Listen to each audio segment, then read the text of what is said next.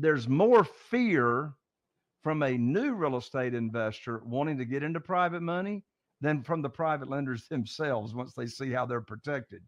And and I say to anyone that is interested in starting to use private money to fund your real estate deals, here's a writer downer. It's impossible to be rejected when you're asking for nothing. If you're a real estate investor and are wondering how to raise and leverage private money to make more profit on every deal, then you're in the right place. On Raising Private Money, we'll speak with new and seasoned investors to dissect their deals and extract the best tips and strategies to help you get the money, because the money comes first. Now here's your host, Jay Conner.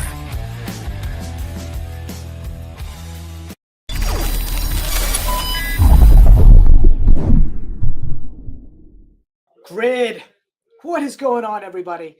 Hey, today I have Jay Conner with us, and he's going to talk to us about where to find the money now.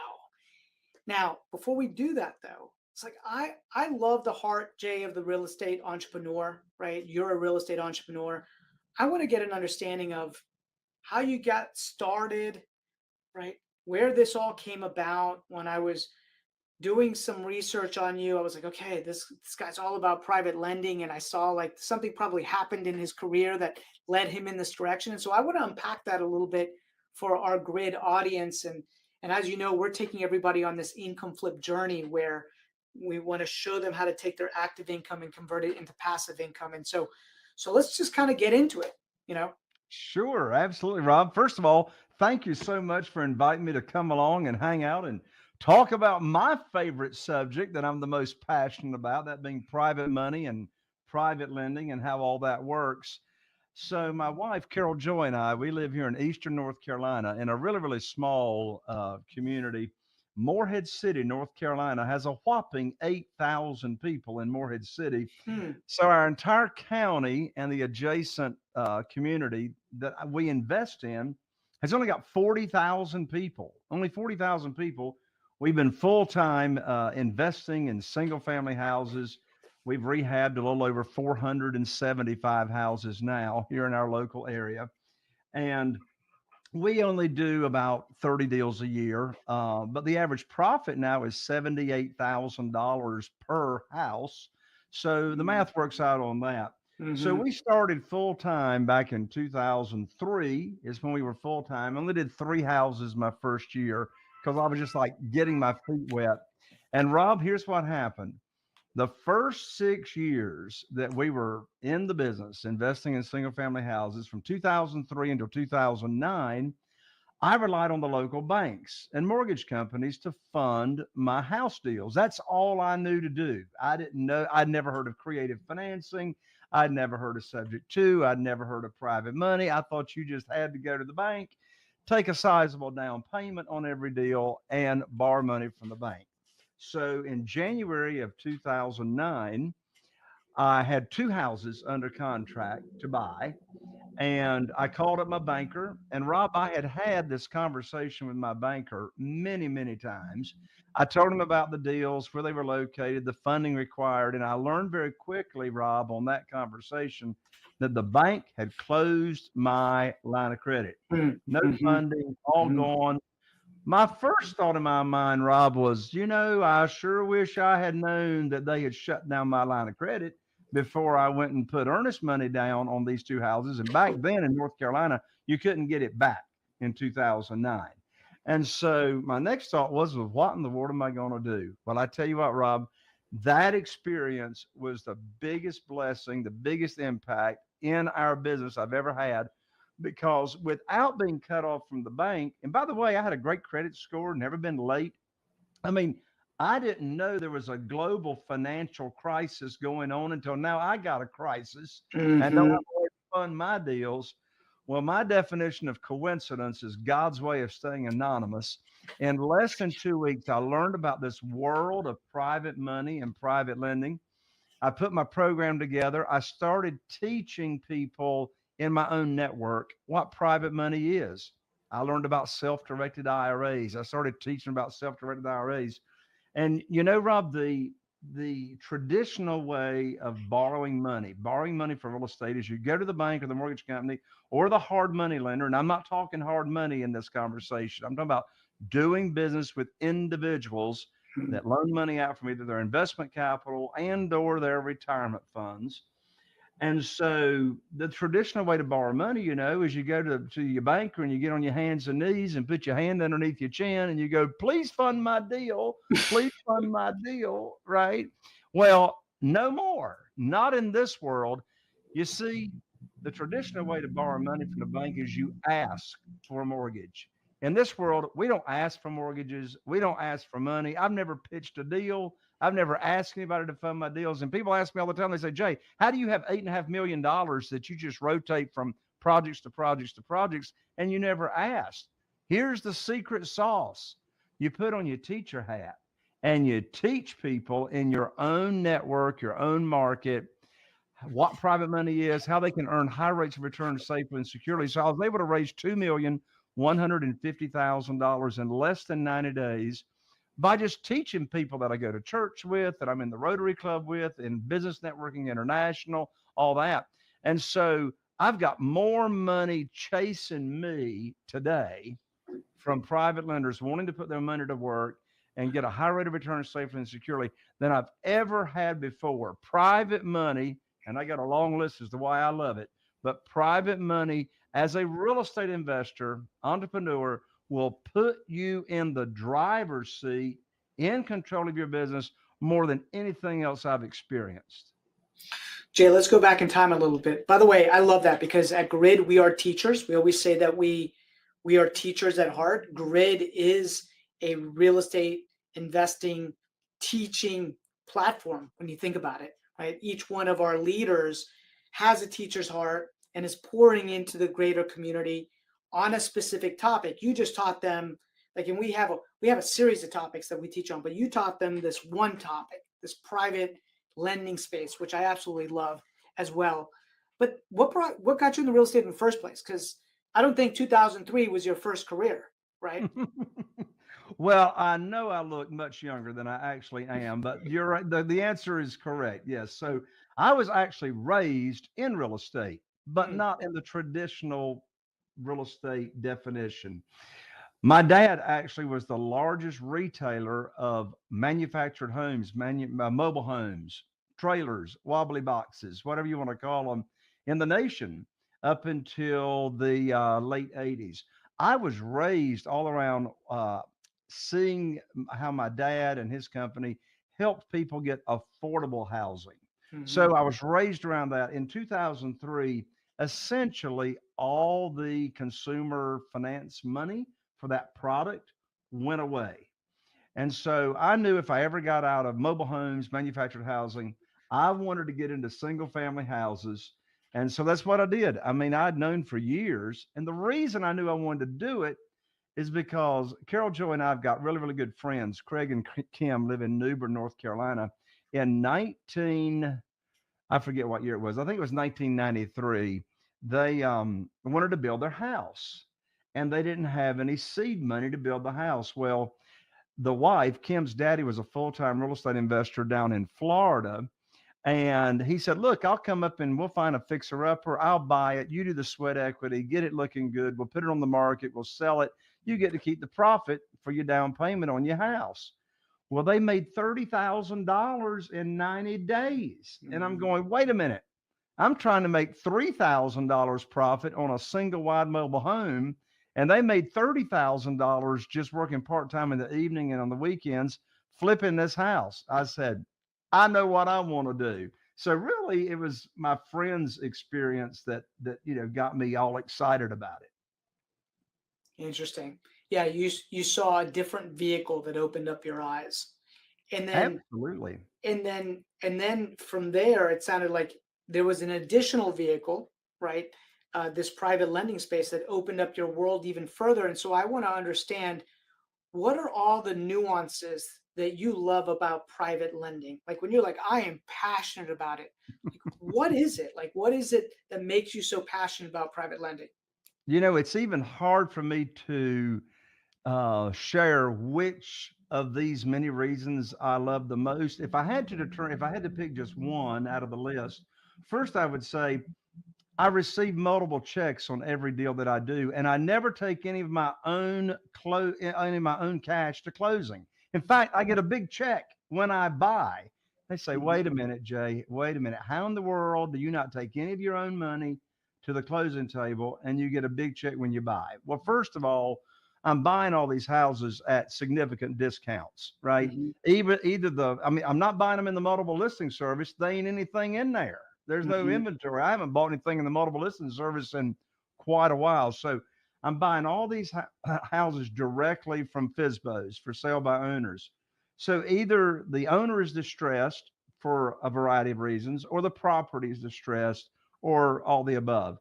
So most of these houses I'm buying at less than 50 cents of the after repaired value, right? Mhm. So we're buying Mhm. a significant discount. Well, I'll borrow up to 75% of the after repaired value. I didn't Mhm. say 75% of the purchase, Mhm. 75% of the after repaired value.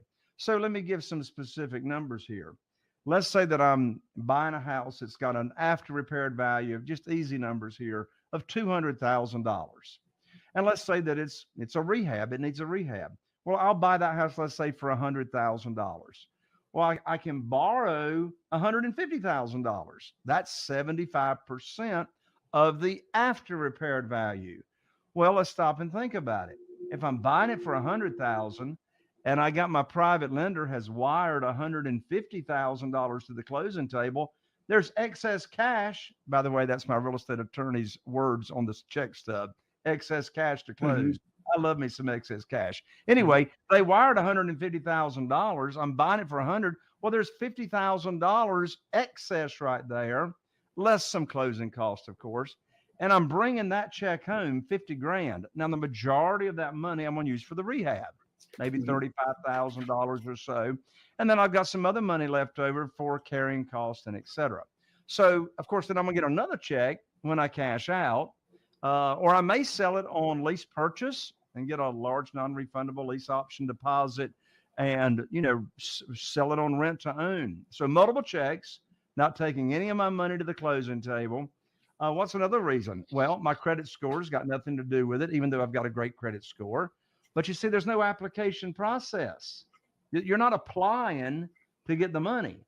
You're teaching people what this program is, and now they tell you how much they got to work with, and now you go find a deal to put the money to work.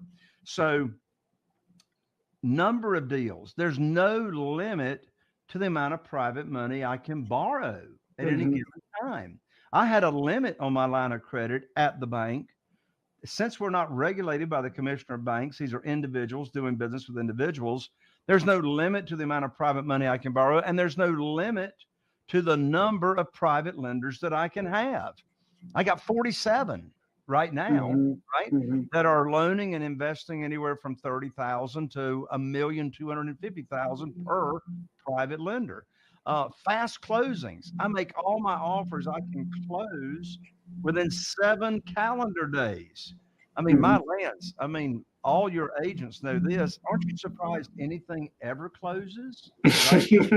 It's like, I mean, how many times are they going to lose the most recent W-2? It's like Mhm. the W-2 3 times, right? So, I mean, the documentation is so simple. When I close with a private lender and I make my offers, I can close in 7 days. I get more offers accepted because I can close fast. And Mhm. I mean, here's the deal. I just closed on a house 2 weeks ago. The people said, "Look, we don't want to sell till August." Well, we all know time kills deals. The more time that goes by between I've negotiated a deal and actually closing that deal, the less likely it's going to happen. So they said, "We went on to close till August." I said, "No problem. I'll pay you all your money right now. We'll close, you transfer ownership to me, and you can live rent free till the Yep. end of August," right? So I can close fast, no limit to the number of deals I want, and I make my own rules. Boy, ain't that a difference. I mean, when I was borrowing money from the banks set the interest rate. I set the interest rate. Remember, Mhm. I'm Mhm. teaching the private lending program to my potential private lenders. So here's the interest rate I'm paying. Here's the length of the note. Here's how you can get your money back in, less than 90 days if you have an emergency come up. So I teach the program, and now they love it or they don't. And I can tell you they always love it, because where else are they going to get these kinds of rates of return safely and securely? So we put the program and the parameters together, and I mean, it just puts you in control in so much of your business. And here's another one. I mean, yeah, I'm making the rules. I can do as many deals as I want to. Listen, Rob, when I first learned about private money, when the banker cut me off in January 2009, our business tripled. Hmm. And remember what was going on in 2009? Sure. All those foreclosures were going on, and the banks weren't lending money. Well, if you had money, you could buy foreclosures. Well, now I had all that private money, and our business tripled because I could pick and choose the deals I want. I mean, because of private money, I've never missed out on a deal for not having the funding since January 2009. Jay, so let's pause there, because that there's a lot of lessons to be learned there. I remember September of 2008, Lehman Brothers files for bankruptcy, right? It was literally Armageddon. Every house in our area was a foreclosure or a short sale. And every market was slightly different on where they were. I remember feeling the peak in 2005. I remember feeling the slide down in 2007. I remember seeing it go off a cliff in 2008. I started seeing it come back in 2009, 2010, 2011, right? My question is this. When you got cut off, so many people would have thrown in the towel or gotten into trouble, or but you pivoted. You pivoted. How did that pivot happen? Who introduced you to it? How did you reimagine the business? Because in a shifting market, you have to reimagine the business. And right now the market is shifted for many people. So there's a reimagining of the business. I'm just curious, what was the thought process? I'm so glad you asked. I mean, I had a choice. I could quit, right? Mhm. Quit, go eat Cheetos on the sofa at the house and pray. But I'm so glad you asked that question, and here's why. I want to share with everyone right now a formula that I learned from Jack Canfield. Jack Canfield, is the co-creator of the Chicken Soup for the Soul series. Mhm. Jack Canfield and Mark Victor Hansen did those together. And Jack wrote this book that is amazing. The name of the book is The Success Principles. The Success Principles. There's 69 success principles. The very first principle in the book is be 100% responsible for everything that happens to you in your life. Mm-hmm. And in that, so many people walking around feel like a victim. Like, it's where the tide takes me is where I'm going to end up. Instead of being a victor, they are a victim, right? So in that chapter, be 100% responsible for everything that happens in your life. Here is this formula that can transform your life and the way you think about things and put you in control of your destiny. Here's the formula. E plus R equals O. And here's what these letters stand for. E stands for event. R stands for response, which is your response, equals O, which stands for outcome. Now, unfortunately, most people walk around, live with a formula in their mind. They don't know what the formula is, but this is what they live by. They live by E equals O. Event equals outcome. Whatever happens in my life, okay, that determines what I am experiencing. Well, you see, you can have an event happen in your life, such as me being cut off from the banks, that either you had something to do with creating that event in your life, or you didn't. Now, I've got a really, really good friend that when he was 7 years old, his father died. And for decades, he blamed, and that was his excuse for everything that sucked in his life. It's like, well, what do you expect? My dad died when I was 7 years old. Well, you see, his response, so he didn't have anything to do with his father dying, right? He didn't have anything to do with that. but he could have been 100% responsible for how he was going to respond to his father dying. Mhm. Well, about 10 years ago, he turned his life around, and now he's responded to that event in a totally different way. And now he's got his own coaching business and personal development business and all that stuff. Well, why in the world am I sharing that story? Because of what happened to me in January 2009. Remember, event plus response equals outcome. The event was the bank cut me off. The bank cut me off. I didn't have anything to do with that. I didn't have anything to do with Lehman Brothers, falling and all that. But I am experiencing that event. Bank cut me off. Right now, how do I want to respond to that? Right? Because my response is going to determine the outcome from that event. So here's exactly what happened, Rob. I sat here. By the way, here in Eastern North Carolina, can you believe we still have handsets with cords attached to I them? love it. I mean, isn't that amazing? Some It's people don't even amazing. know what that is. But I picked up this very receiver after, well, I'm talking to my banker. I hang up, right? And I sit here for a moment. Now, here is a really, really important question that you can ask yourself when dirt hits the fan. All right. The question I ask myself is, who can help me with my problem? And by Mm. the way, the people that call problems opportunities, would you wake up, please? I didn't have an opportunity. I had a problem. I had a blankety blank problem. Mhm. And the problem is I got 2 deals under contract and no way to close on them. Now that's Mhm. my problem, right? So I asked myself, who can help me with my problem? Mm. So the very first, the power's in the questions. The power's in the Absolutely. question. What'd you say? I said absolutely. The Yeah, book, it reminds me of the book Who Not How. If you've read the book, Who, absolutely. yeah, Yes, I love that book. it's a I great love book. it. So I sat here for a moment. I asked myself that question: who can help me with my problem? Well, immediately I thought of Jeff. Jeff's a good friend of mine. He was a part-time real estate investor at the time. He lived in Greensboro, North Carolina, and I called him up. I told him what happened. He said, "Welcome to the club." I said, "What club?" He said, "The club of getting cut off from the bank. They just cut me off last week."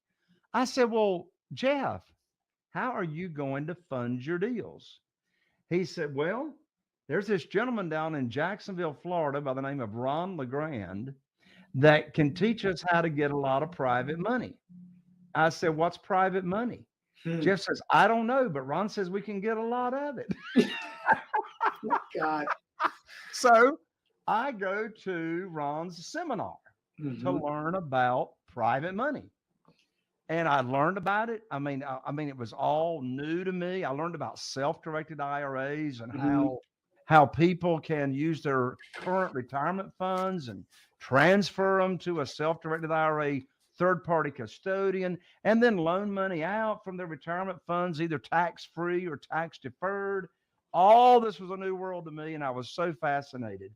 So the first thing I had to wrap around my mind, Rob, was you're not applying for money. You're not asking for money. You are offering people an opportunity, and now you're going to teach them. You're going to teach Mhm. them.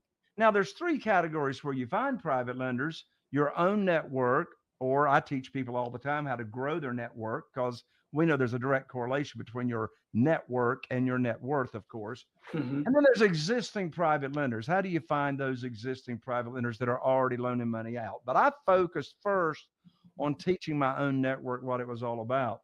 So how it happened was, somebody asked me recently, they say, "Jay, what do you think is the most important attribute, personal attribute that someone can have or should have in order to be a successful real estate investor, or quite frankly, successful in any expertise or want to become an expertise in it?" And I immediately had the answer come to my mind: resiliency. Mhm. Mhm. Mhm. Resiliency, right? You're just going to keep going, and if you get a problem, you're going to ask for help. You're right. You're going to go to a seminar. You're going to get educated. You're going to ask other people that might be experiencing the same thing you are. How are they navigating through that? For goodness sakes, don't start in this business by yourself. So I guess there was more than one piece to it, Rob, as to what got me through it. I'm just committed. I'm going to be resilient. I'm not going to give up, and I'm going to ask for help when I need help. Well, you knew that, being a real estate investor, entrepreneur is about learning how to solve problems for the clients, for yourself, for the business. And so you're like, how do I solve this problem? And most importantly, who can help me solve this problem? Right? Who can help me solve this problem? So that's great. So a relationship was able to kind of guide you, a mentor or a friend was able to guide you to a mentor that then exposed you to private lending. And it sounds like you're using all the money for your own personal acquisitions, and some of them you're putting on lease options. But do you ever lend the private money out, create the spread? Are you a hard money lender using the private funds as a hard money lender as well? So I love both. I love both ends of the industry. So being a private lender is a great way to be in real estate, but you're just totally passive, right? Mhm. As a private lender, you don't have to go out, you don't have to market, you don't have to find the deals, you don't have to negotiate the deals, you don't have to oversee the deals, blah, blah, blah, blah, blah. You're just, loaning the money out, right? By the way, we never borrow unsecured money or lend unsecured money. We always back it with the real estate that we're buying, giving the lender a deed of trust or a mortgage, et cetera. We name them on the insurance policies, the mortgagee, to protect them as well. But the answer to your question is yes. So I moved my retirement funds when I learned about it over to a self-directed IRA, also known as a third-party custodian. And oh my lands, the company I'm working with these days, their service is unbelievable. I get my deals funded in 3 days. But yes, I use my retirement funds as a private lender, right? And then I borrow a bunch. And one question I get all the time, Rob, not all the time, but a lot, and say, wait a minute, Jay, wait a minute. You say you're doing 30 deals a year, you're averaging $78,000 per deal. Why in the world are you still borrowing private money? Why don't you just use your own money? And so here's the answer: using your own cash, if you have it, is a great place to put in a house that you're going to flip. But I'm not going to bury my cash in houses for any long term. Mhm. And plus, I don't want my money tied up in 20 projects. I got 20 houses going right now. And another answer to that is okay, I pay my private lenders 8%. 8% is what they get paid. That's annual percentage rate. Mhm. But if I can get a higher return than 8% using my cash elsewhere, then I'm not going to tie my money up in houses if I can go elsewhere and get even better than 8%, Sure. right? So anyway, those are the reasons that I still borrow a lot of private money myself. Yeah, makes complete sense. And there is a difference between that passive private lender who just wants a coupon and somebody like you who understands the business and understands how to be active and create arbitrage in that process. And you just know that you can actually turn your money and make more money on that, right? And that's That's that's right. because you have specialized knowledge, and specialized knowledge is worth a lot of money, right? It's worth That's a lot of right. money, right? Well, what are some of the fears that you find that a new private lender typically has? Like when you're in the education process and you're helping them navigate this process, what are some of the things that you help them overcome and understand? Yeah. So one thing they want to know, how are they protected? Hmm. Like, what's the worst that could happen? Well, I guess one of the worst things that could happen is I could lose my mind and move to the Caribbean and disappear, right? Hmm. How are they protected? Well, they're protected because if you don't pay them as the borrower, the property does. If Hmm. you don't pay them, the property does. So they can get the property. Of course, they don't want the property. They don't want to hassle with the property, but that is their security, right? And in fact, since we don't only borrow up to 75% of the after repaired value, they've got a nice 25% equity cushion, right, in Hmm. that property where they can actually make more money if they sold the property than the interest that I was going to be, paying them. Um, they want to know how fast can you use the money and put their money to work, and how often. I mean, it's like they don't want you to like keep paying. They don't want you to pay it back, and now their money's just sitting there not earning them money, earning them. So they want to know, okay, if we're going to do business, are you really going to be able to put my money to work, right? Because they don't want to just sit there and hold it. Okay. What happens if you die? What if the borrower? Yeah, I mean, what if you die? How are they protected, right? Well, if you die and you don't pay, and your estate doesn't pay them, same scenario, they've got the property, right? But if you die, I mean, what's your plan? I mean, what's your exit strategy for what a private lender would, anticipate? And I get that question every now and then, not often, but it's a great question. Well, I tell them who my trustee is of my estate, and that's my attorney, is the trustee. And the trustee knows that my wife is not going to want to continue this business, right? She's in charge of all the bookkeeping, but I mean, she's not going to want to be out here negotiating deals and all that kind of stuff, just not her cup of tea. So he has instructions to liquidate the properties. And when you liquidate, you can't liquidate a property until the private lender's paid off, because you can't liquidate and sell a property and give clear title unless everybody's paid off. So the trustee knows, what to do in that case. And beyond that, that's really about it. There's really, Rob, there's more fear from a new real estate investor wanting to get into private money than from the private lenders themselves once they see how they're protected. And, and I say to anyone that is interested in starting to use private money to fund your real estate deals, here's a writer downer. It's impossible to be rejected when you're asking for nothing. Think about that. It's impossible to be rejected. So we lead with a servant's heart in everything that we do. And if you're genuinely teaching people what this world of private money is all about, and you're not pitching a deal, listen, the worst time to be raising private money is when you need it for a deal. That's the worst time to be raising any private money.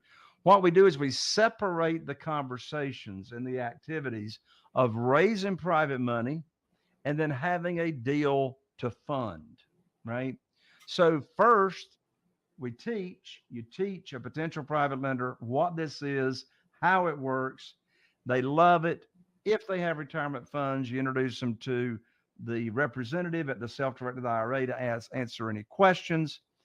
They get their account funded. They're ready to do business with you. They tell you how much they got. Now, we're going to put their money to work for them just as fast as we can. So now when it's time to use their funds, you already know what they got.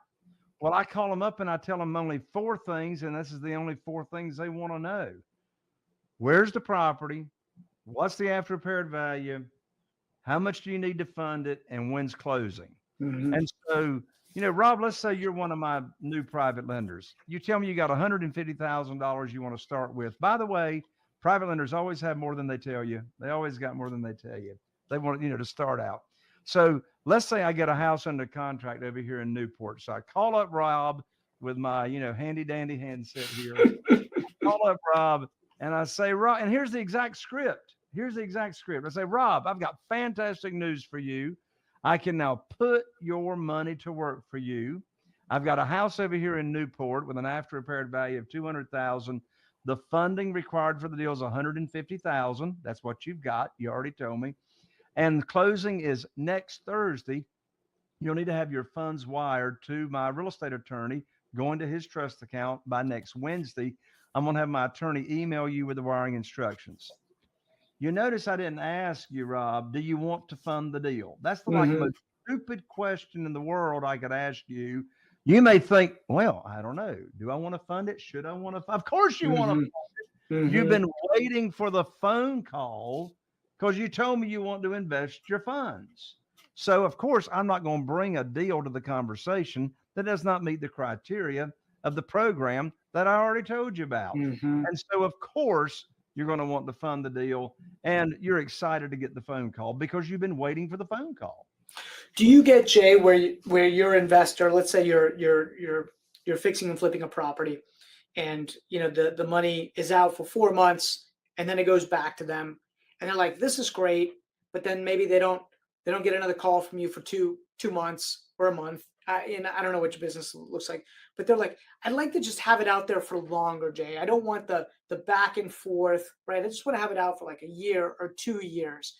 And and and if I want to call it, then you have like a 90-day window, and it can get called. Do you ever do anything like that with your private lenders? So my terms, my length of the notes, if it's just investment capital, like, just liquid money in their checking account or savings account, I'm going to set those terms up on 2 years. Mhm. If the money is coming from their retirement money, I'll go ahead and set it up on 5 years, just in case I end up selling it on rent to own, and we don't have to keep extending the note. So in this market, here's the reality. I've got so many deals going. It can easily be 3 or 4 months before my crew or one of my general contractors can even get to the house. Mhm. 3 or 4 months, right? Because we got them backlogged. They're waiting, right? Mhm. And then on a 40, $50,000 rehab, they may be in that house for 2 or 3 months, Mhm. right? So Mhm. now I'm 7 months down the Mhm. road. And now let's say I do put it on the market, 45 days to close. So I'm like 9 months, 10 months. Mhm. So typically, even on our flips, it's going to be knocking on that, year down the road, nine Mhm. months to 12 months. But here's the deal. I can't keep the money unless I'm collateralizing. I mean, I can. I mean, I could legally do just a promissory note and Sure. not secure their note, but I don't do business that way. I mean, Mhm. I have people all the time starting out with them. They say, "Well, Jay, how do I get started? Do I just write you a check?" No, you do not write me a check. You don't write my company a check. Mhm. You only send money to the closing agent's trust account, Mhm. right? Mhm. No monies are dispersed until after funding, and that closing is handled here in North Carolina by our real estate attorney. But if they've got the money there with you for 9 months to 12 months, and you're able to put that money back to work pretty quick, they're happy with that. On the other hand, I do a lot of substitutions of collateral. Mm. What world is that? Well, you realtors know what it is, but just to make sure, a substitution of collateral is exactly what it sounds like. The legal term is actually a loan modification. And so what we'll do, I'll use smaller amounts of money for rehabbing, small, like 30,000, 40,000, and that'll be like a note in a junior position underneath the larger note that I say used for the purchase. Mhm. So if I've got a note that's 30, 40, $50,000, and let's say I'm selling and I'm cashing out on that particular house, and there's a private lender note in second position that I used for rehabbing, 30, 40, 50,000. Well, if I'm cashing out, in fact, I've got one going like right now, I'm closing next week. Well, I've got a $50,000 note in second position on the house that I'm selling. Well, that private lender doesn't want their money back, right? I've been doing business with them for years. So I will have my attorney draw up a loan modification. We will substitute that $50,000 note, we'll substitute the collateral. So the note stays in play. They don't lose any interest. They don't lose any time, right? It's still earning money. And my attorney will draw up the loan modification, and it's just like it sounds. We're going to pay off that house. Now we're going to substitute another house, the collateral, to back that original note. So that's That's one way we keep fantastic. money working. I see that. I see that. And I would imagine, uh, when you're a private lender, one of the biggest things that you need to do, you mentioned your wife does all the bookkeeping, is making sure that the books are done properly, right? What's your process for that? And I know that's separate, right? Your private lender is always, they just care about their check. Did I get my coupon this month, right? Um, but you need to always be making sure that you are running your business in a business like manner and doing the books. What are your habits around that? So I understand. So all of our accounting is at our CPA, set up our QuickBooks for us. And so everything is run through there. Mm. Once a month, once a month, I bring up to date what's called our private lender spreadsheet. And on this, and we just use Excel, right? There's Mhm. nothing sophisticated here. And I take an inventory of, okay, which private lenders have how much money available. And when one gets paid off, when we pay off a house and a private lender gets paid off, we do what's called putting them in the queue. So they go back in line, right? Mhm. And we work our way back up. And so typically our private lenders are going to have their money just sort of sitting, waiting, maybe 30 days, 45 days before we're actually able to put it back to work if we didn't do a substitution of collateral. Some of our private lenders are paid monthly, some are paid quarterly, some are paid semi-annually, and and that's again very very simple. It's an Excel spreadsheet as to who gets paid when. I love it. I love it. And you know what's so interesting is that when I first got into this business, I thought that lending money was the risky part. And what you come to learn is that it's the safest part of this whole side, especially when it's collateralized at the right LTV. And that is, I'm sure, part of your education, right? And I'm curious, what do you do for the education piece? So you hold like monthly seminars for that? Like what is your process for the monthly education? Yeah. So one of my favorite ways to raise a lot of private money really quickly is by putting on private money events or private money luncheons, Mm, right? mhm, I've raised $969,000 at one mhm, luncheon. And mhm, what happens, and of course, I teach my students how to do this all the time. What happens at a private lender luncheon? Well, number one, you're going to buy lunch, right? You're going to have it at one of the nicest places you have. I love having ours over at the Dunes Club, which is a beach club over here at Atlantic Beach. And the whole deal is only going to last an hour.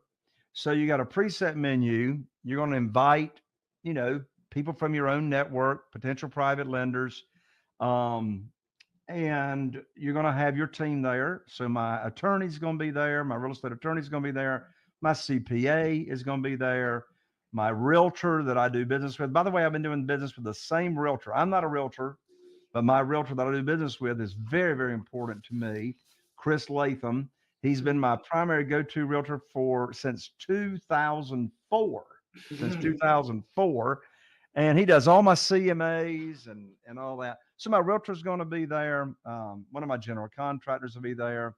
My acquisitionist, my team will be there. So they can meet. So they come in, they sit down. We got a pre-planned meal.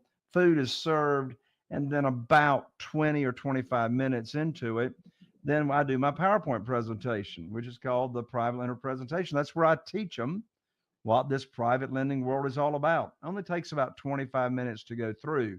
So the purpose of that private lender luncheon is to introduce and to teach the private lending program. And of course, as all of you know, as realtors and agents, the money is in the follow up. The money's in the follow up. So we'll follow up with them as well. So I love doing private lender luncheons. A private money event is you could invite people to one of your houses if you've rehabbed it, and you can have before pictures as to what this thing looked like before you started. I mean, HGTV sexified this business It did. years ago. So people love that stuff. They love it, right? So you can have pictures or, easels set up with before pictures, and now they're walking through your beautiful, newly renovated home that's staged and ready for Southern Living magazine pictures. By the way, side note, I always have Lighthouse Videos do a music video on Matterport and going through the house, and I got the music video and everything. And so now they can see what you're doing when you've done a deal, and then you can teach the private lending program there as well. You can have a Zoom party, invite people. I mean, my lands, Zoom, COVID changed everything with Zoom, It right? did. So I love to use Zoom, inviting people to a investor opportunity, whatever you want to call it, and you invite them to the Zoom party. And it takes the same amount of time to teach your private lending program to one person as it does to 25. I love Zooms for people that are out of the area or Hmm. out of state that you've got a connection with. By the way, I do have a cell phone, by the way. If a contact's in your cell phone, either they or somebody they know is a potential private lender. So I invite them to the Zoom party and, do the private lender presentation, that way as well. We do webinars, inviting people Hmm. to webinars. We still do webinars. But in addition to all that, one of my favorite ways to raise a lot of private money is get involved in BNI. And with all of you all being realtors and agents, I know you got to know what BNI is. They only let one realtor in, one seat, one seat for the realtor. And isn't that a coveted seat right there? So BNI, I've raised a lot of money by being so involved in BNI and being the education coordinator and having that extra 5 minutes of FaceTime at the BNI meetings. So, grow your network, get involved in the community, lead with a servant's heart. And, the more you get out there and give through the law of reciprocity, it's all going to come back to you. By the way, another book I love, The Go Giver by Bob Berg, The Go Yeah, Giver. I had him on my podcast about 6 weeks ago. He's amazing. Amazing. Jay, I'm glad you brought that up because first and foremost, Grid, right, is comprised of, it's led by the agent investor, but we have thousands of just full-time investors that are part of the community. And the whole premise is to live a go-giver philosophy, right? To be a go-giver. And when a Grid leader launches a community around the country, we ship them the book, right? The Really? go-giver. Yeah, we ship them the book because that is our heart. It's like, come from contribution. There's this concept of the law of reciprocity. The law of reciprocity is how we built our business here locally. And now we show people how to do that across the country. But we ship them the Go Giver book. It's one of my favorite books. So I might hit you up because I'd love to have Bob on our podcast at some point, right? He's an amazing guest. He's an amazing guest. I'll get you introduced for you to have Bob Berg on your show. That'd be amazing. That would be amazing. Well, Jay, if people wanted to learn more about getting into the private lending space, I know that you've created some digital assets, you've written some books. How could our audience, how could the Grid network kind of learn and deep dive? Because I know I'm interested in, we actually started a private lending arm earlier this year, and we got a lot to learn. And obviously you've been playing the game for a long time. So I selfishly want to learn more. How would I do that? For your audience, Rob, the best way, and I pull back the curtain and I hold nothing back. I hold nothing back. Because you're a go-giver. I am. Because That's you're a right. go-giver. That's Yeah. right. I mean, it's like, I'm going to give everything you got. So my book that was just recently released is called Where to Get the Money Now, Where to Get the Money Now. And the subtitle is How and Where to Get Money for Your Real Estate Deals Without Relying on Traditional or Hard Money Lenders. So it's $20 on Amazon, but don't spend $20 on Amazon. You can go to, and here's the URL.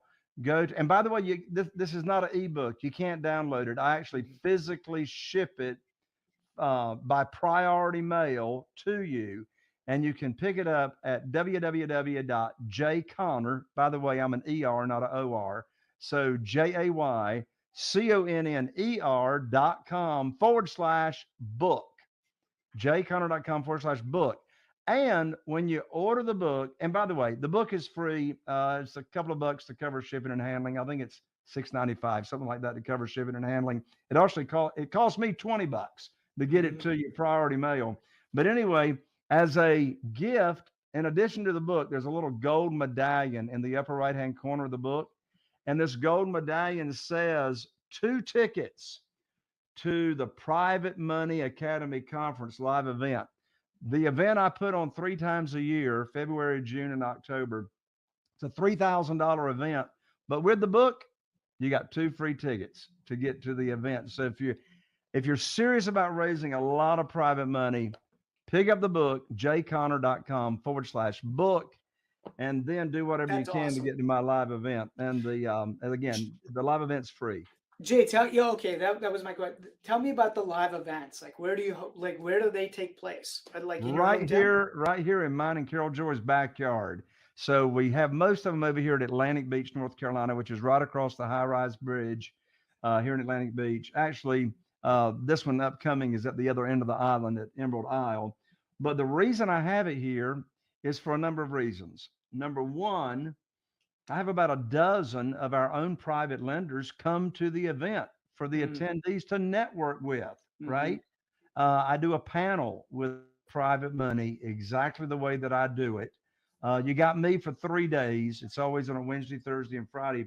And in addition to that, I also teach all 4 pillars of how we do this business. Getting the money, of course, is just one piece. The first pillar is finding deals.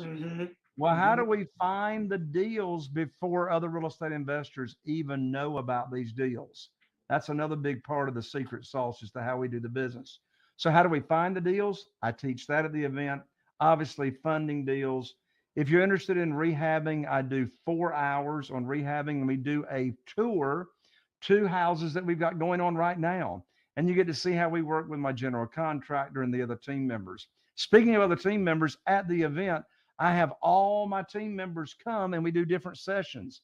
I have my real estate attorney, Julie Wickheiser. We do a whole session with her. How do we do business together? And we never talk on the telephone, and she gets all my deals, all my documents done, right? My acquisitionist, how does she negotiate with the sellers, right? And close the deals. My realtor, Chris Latham, that I mentioned, he comes and we talk about how we do business together with our real estate agent. And again, just all the team members are there. And then I teach how I sell any house in 3 days or less.